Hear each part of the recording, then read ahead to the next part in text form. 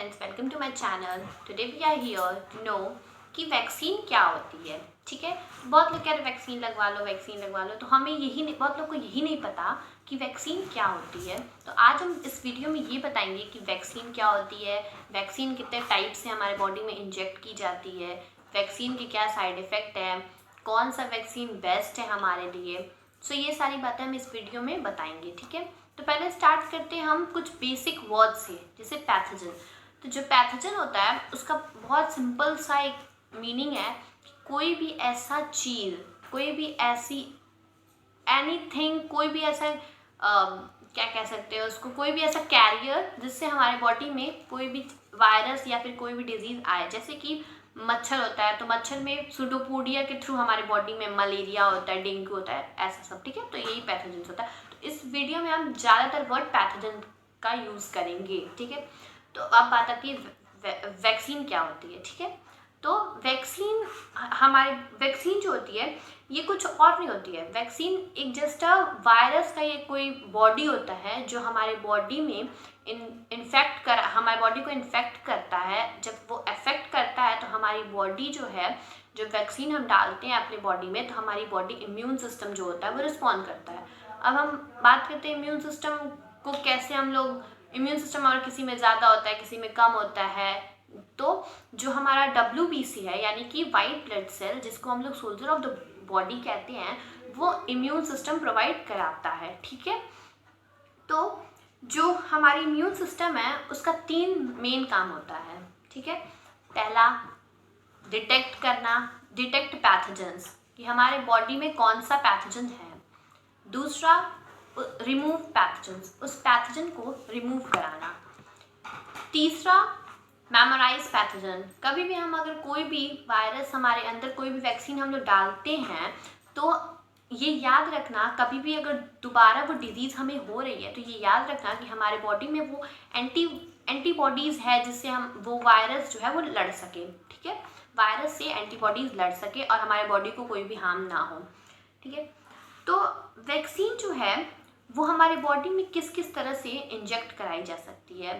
पहला dead pathogens, जो हमारा जो वायरस या फिर जो भी डिजीज़ है वो उसको मार दिया जाए, यानी कि उसको किल करके डेड पैथोजेंस हमारे बॉडी में इंजेक्ट कराया जाए. दूसरा वीक द पैथोजन, यानी कि जो पैथोजेंस हैं उसको वीक करके उसे हमारे बॉडी में डाल दिया जाए. तीसरा फ्रैगमेंट्स द पैथोजेंस, हमारे बॉडी में उस जो भी वायरस है उसके टुकड़े करके, उसके फ्रैगमेंट्स करके हमारे बॉडी में कोई एक भी फ्रैगमेंट यानी कोई भी एक भी टुकड़ा हमारे बॉडी में डाल दिया जाए. ठीक है, अब जो हमारे बॉडी में वैक्सीन पड़ते हैं उसके प्रोज एंड कॉन्स होते हैं, या फिर यानी कि डिसएडवांटेज या एडवांटेज. ठीक है, तो जो एडवांटेज तो सब लोग जानते हैं कि वायरस नहीं होगा, मतलब डिजीज़ नहीं होगा, हमको कोविड नहीं होगा. पर डिसएडवांटेज बहुत कम लोग जानते हैं, तो हम इस वीडियो में डिसएडवांटेज की बात करेंगे. ठीक है, तो डिसएडवांटेज ये है कि जब भी हम लोग 2 वैक्सीन हमारे इंडिया में भी चल रही है, 2 या फिर 3 चल रही है, लेकिन जो ज़्यादातर है वो 2 ही चल रही है, कोवैक्सीन, कोविशील्ड.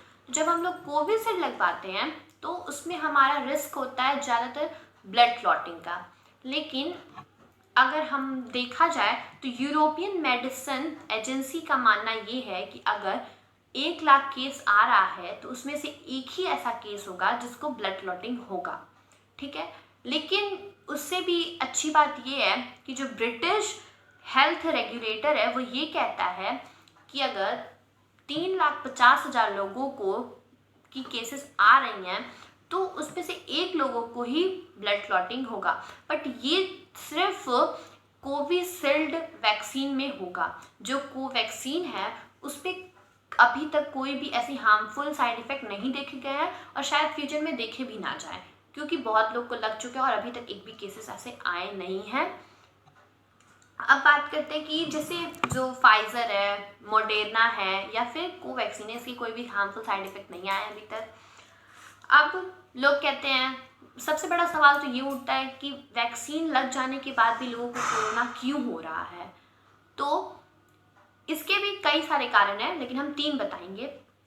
पहला, vaccine does not act instantly, यानी कि वैक्सीन तुरंत काम नहीं करता है। वैक्सीन को काम करने के लिए भी कुछ ड्यूरेशन ऑफ टाइम होता है, ठीक है। दूसरा, हमें वैक्सीन को पूरे अच्छे तरह से एंटीबॉडीज जनरेट करे, उसके लिए हमें दोनों डोज लेना ज़रूरी है। तीसरा, वैक्सीन 100% इफेक्टिव नहीं होता है, ये 94% अभी तक हमारा जो डेटा है गवर्नमेंट के पास, उसका मानना ये है कि 94% ही वैक्सीन इफेक्टिव है, ठीक है। अब बात आती है कि कौन सा वैक्सीन अच्छा है, कोवैक्सीन या कोविशील्ड, ठीक है।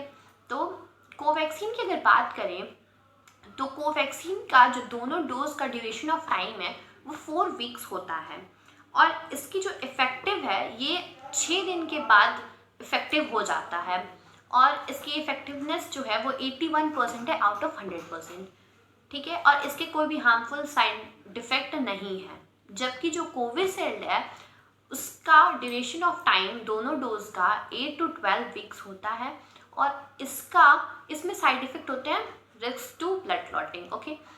तो और इसका जो हम लोग जब फर्स्ट डोज ले लेते हैं, तो जब सेकेंड डोज होता है जिसका duration of time 8 to 12 weeks होता है, उस पर हम जितना ही डिले करेंगे उतना ही ये जो वैक्सीन होगा वो अच्छा बेहतर रहेगा, ठीक है।